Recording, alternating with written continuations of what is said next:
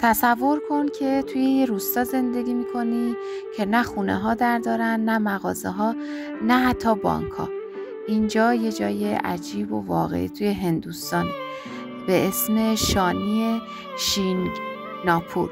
مردم این روستا به طور کامل به خدای شانی، خدای عدالت ایمان دارن و باورشون اینه که اگه کسی بخواد دزدی کنه، خدای شانی همون لحظه مجازاتش میکنه. پس هیچ کس جرئت نمیکنه دست به دزدی بزنه. خونه ها در ندارن، فقط یه چارچوب خالی دارن. مغازه ها شب تا صبح بازن بدون قفل. حتی بانک معروف هند وقتی توی این روستا شعبه زد مجبور شد ساختمونش رو بدون در و قفل بسازه. چرا؟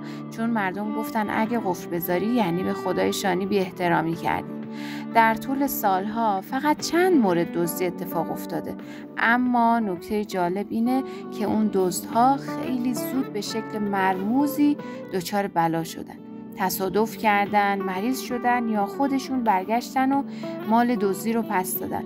اینجا فقط یه افسانه نیست، یه روستای واقعی روی نقشه است با آدمای واقعی که با ایمان و اعتقاد امنیت رو برای خودشون ساختن.